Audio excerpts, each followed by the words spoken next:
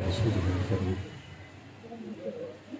أما بعد فأعوذ بالله من الشيطان الرجيم. بسم الله الرحمن الرحيم. ما كان محمد أبا أحد من رجالكم ولكن رسول الله وخاتم النبيين. وقال رسول الله صلى الله عليه وسلم: أنا خاتم النبيين لا نبي بعدي، أو كما قال عليه الصلاة والسلام. صدق الله العظيم وصدق رسوله النبي الكريم، ونحن على ذلك لمن الشاهدين والشاكرين، والحمد لله رب العالمين. اللهم صل على سيدنا محمد وعلى آل سيدنا محمد وبارك وسلم. انٹرنیشنل خط نبوت کے حضرات کے زیر انتظام اس عظیم الشان ختم نبوت کانفرنس میں ہم سب کی شرکت یقیناً ہمارے لیے سعادت کا باعث ہے۔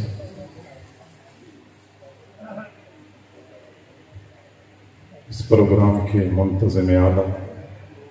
حضرت مولانا قاری شبیر احمد عثمانی صاحب دامت برکاتہم العالیہ اور ان کے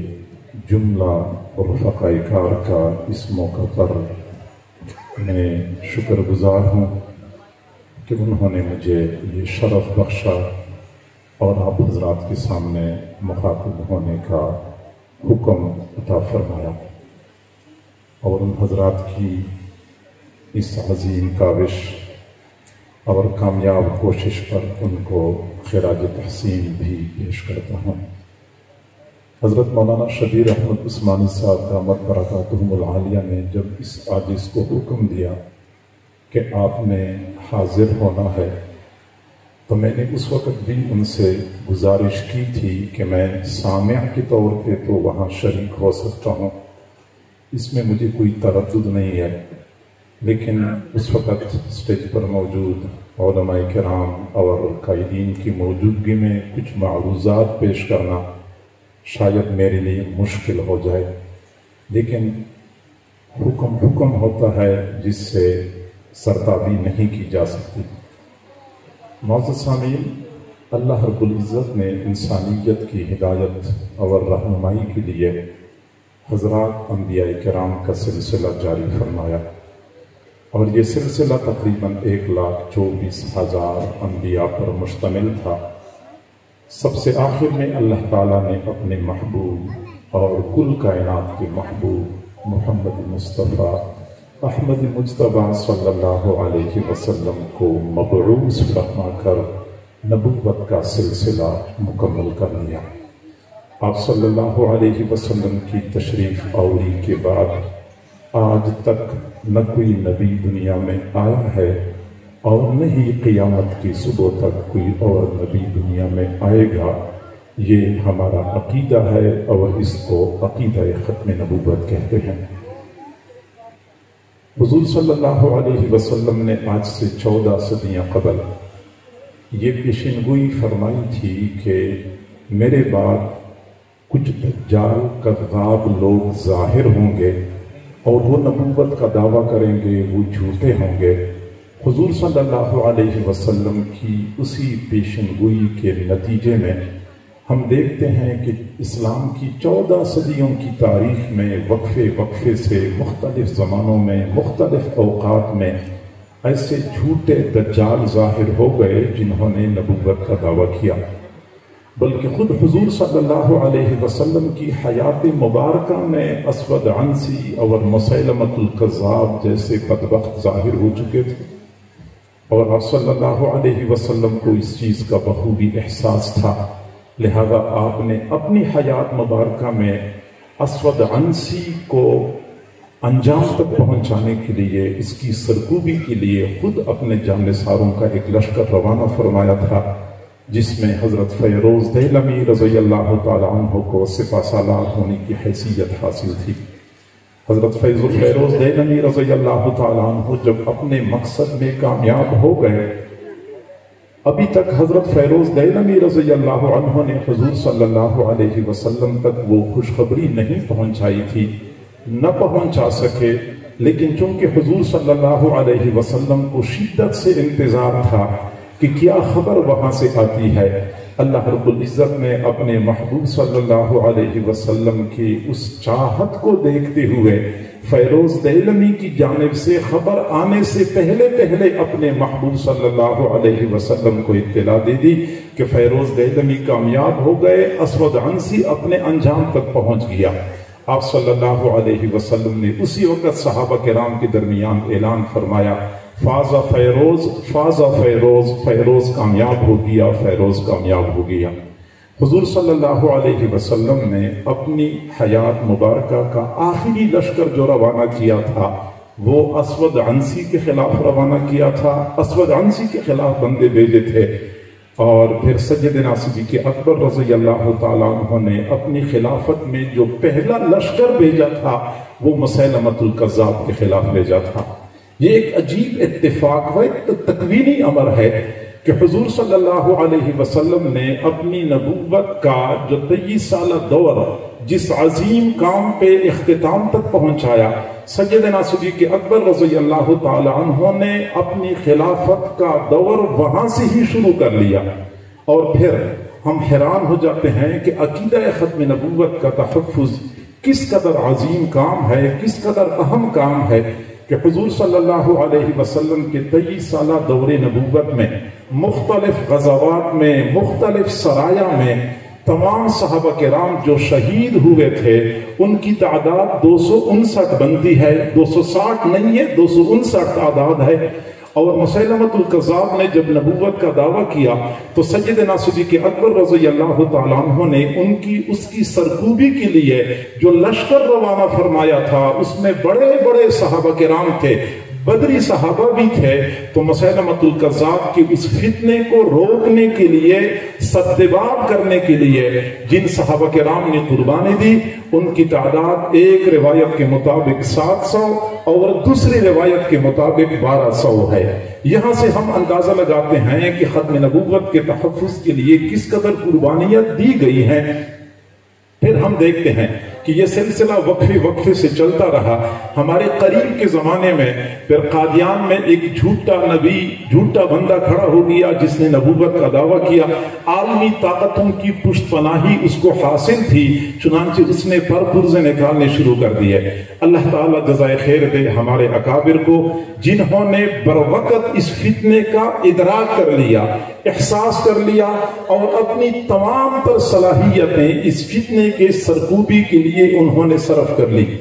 چنانچہ حضرت مولانا انور شاہ کشمیری رحمت اللہ علیہ، حضرت مولانا سید عطا اللہ شاہ بخاری رحمت اللہ علیہ، دوسرے اکابر نے یہ سلسلہ چلایا۔ پھر قریب کے زمانے میں حضرت مولانا منظور احمد چنودی صاحب رحمت اللہ علیہ، دوسرے اکابر تک یہ سلسلہ پہنچا، اور انشاءاللہ یہ سلسلہ اس وقت تک جاری و ساری رہے گا جب تک کہ روئی زمین پر ایک قادیانی موجود ہوگا۔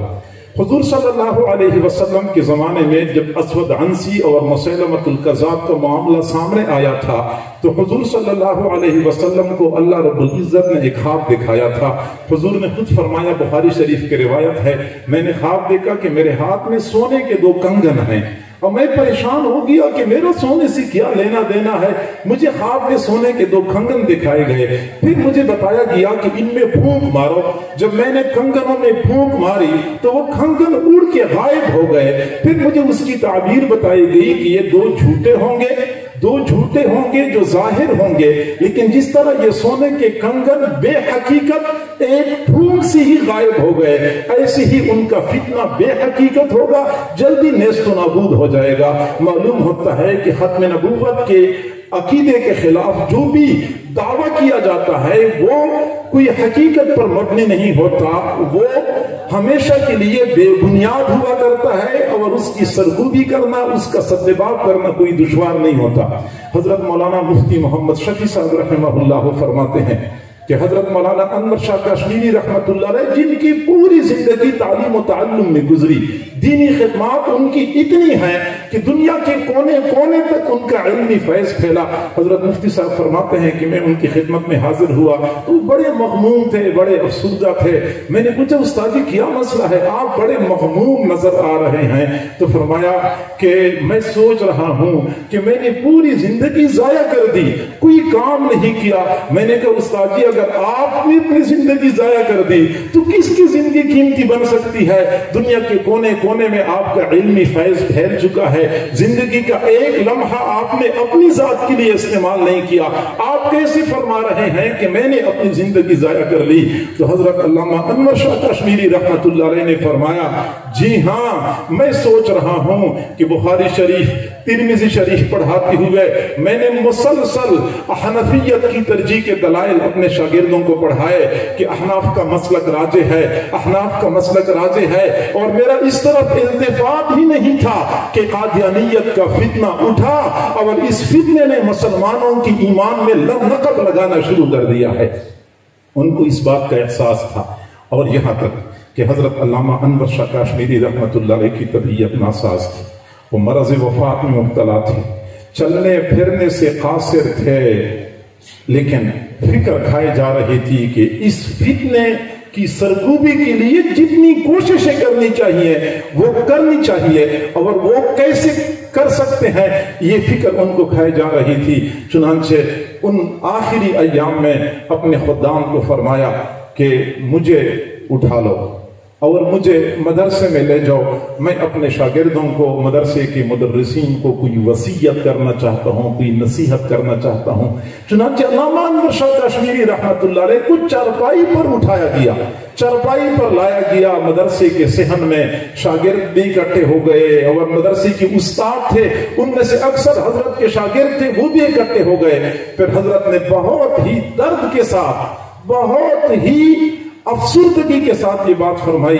کہ میاں تم میں سے اکثر لوگ میرے شاگرد ہیں، اس وقت مدرسے میں پڑھنے والے طلباء، مدرسین میں سے بھی اکثر میرے شاگرد ہیں، جو دوسرے احباب ہیں، تم سب کو میں یہ وصیت کرتا ہوں، یہ نصیحت کرتا ہوں کہ اگر تم لوگ چاہتے ہو کہ قیامت کے دن حضور صلی اللہ علیہ وسلم کے مبارک ہاتھوں سے حوض کوثر کا جام نصیب ہو جائے، آپ صلی اللہ علیہ وسلم کی شفاعت میں سے حصہ مل جائے، تو پھر ختم نبوت کا کام کرتے رہنا۔ جو بندہ چاہتا ہے کہ رسول اللہ کی شفاعت میں سے حصہ مل جائے، اس کو چاہیے کہ ختم نبوت کے کام کے لیے اپنی صلاحیت صرف کر دے، اپنا کردار ادا کر دے۔ پھر اس کے بعد ہمارے اکابر کا یہ حال تھا کہ ختم نبوت کے لیے جو کوششیں کرتے تھے ان کی قبولیت پہ ان کو یقین تھا، اعتماد تھا۔ ختم نبوت کے لیے جن حضرات نے قربانیاں دی، ان کی قربانیوں کی قبولیت پر بھی ان کو 100% یقین تھا۔ 1953 کی تحریک میں جب 10,000 مسلمانوں کو اپنی ہی وطن کے محافظین نے گھولیوں سے ڈھونڈ ڈالا، اس تحریک کے جو روح رواں، تحریک میں اصل روح پھونکنے والے جو تھے وہ حضرت مولانا عطا اللہ شاہ بخاری رحمت اللہ علیہ تھے۔ 2 سال بعد حضرت مولانا عطا اللہ شاہ بخاری رحمت اللہ علیہ لاہور میں جلسے میں خطاب فرما رہے تھے، کسی نے پرچی پکڑا دی، پرچی میں لکھا گیا تھا کہ شاہ صاحب 2 سال پہلے آپ نے تقریر کی تھی اور لوگوں میں آگ لگائی تھی، جس کے نتیجے میں 10,000 بندے شہید ہوئے، بچے یتیم ہو گئے، والدین بے سہارا ہو گئے، عورتوں کے سہاگ اجڑ گئے۔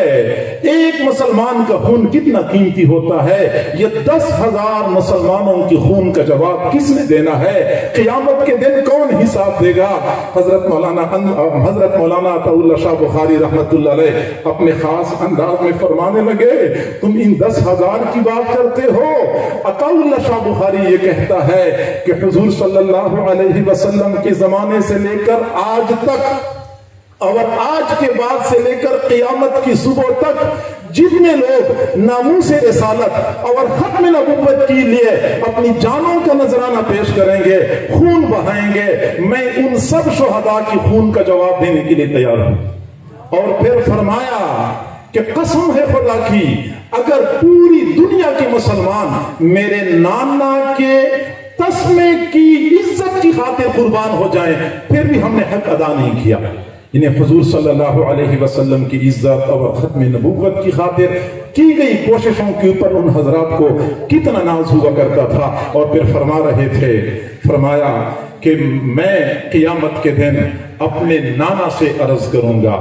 قیامت کے دن اپنے نانا سے عرض کروں گا کہ نانا جان، ایک تو وہ صحابہ تھے جنہوں نے مسیلمۃ الکذاب کے خلاف لڑتے ہوئے اپنی جانوں کے نذرانے پیش کیے تھے، ایک میرے یہ ساتھی ہیں جنہوں نے آپ کے ختم نبوت کی خاطر اپنی جانوں کے نذرانے پیش کیے ہیں۔ چونکہ دونوں کا مقصد ایک، دونوں کا نصب العین ایک تھا، اس لیے آج میری یہ گزارش ہے کہ میرے ان ساتھیوں کو مسیلمۃ الکذاب کے خلاف لڑنے والے صحابہ کرام شہداء کی صف کے درمیان میں کھڑا کر دیا جائے۔ پھر فرمایا کہ میں امید نہیں کرتا، میں یقین کرتا ہوں کہ میری درخواست پوری ہو جائے گی اور میرے یہ ساتھی ان شہداء کے ساتھ کھڑے ہوں گے جو شہداء مسیلمۃ الکذاب کے خلاف شہید ہو چکے تھے۔ تو معزز سامعین، معلوم ہوتا ہے کہ ہمارے اکابر کو اس فتنے کے خطرناک ہونے کا بخوبی احساس و ادراک تھا، اپنی صلاحیتیں انہوں نے صرف کر لی، اور آج بھی اس چیز کی ضرورت ہے کہ ہم اس کے لیے اپنا کردار ادا کریں۔ امتی ہونے کے ناطے، ایک مسلمان ہونے کے ناطے، عقیدہ ختم نبوت کے تحفظ کے لیے ہمیں کیا کچھ کرنی چاہیے، ذمہ داریوں کو سمجھنے کی ضرورت ہے اور ان ذمہ داریوں کو پورا کرنے کی ضرورت ہے، تاکہ ہم قیامت کے دن اپنے محبوب صلی اللہ علیہ وسلم کے سامنے سرخرو ہو جائیں۔ اللہ تعالی ہم سب کو سمجھنے اور عمل کرنے کی توفیق عطا فرمائے۔ وآخر دعوانا ان الحمد للہ رب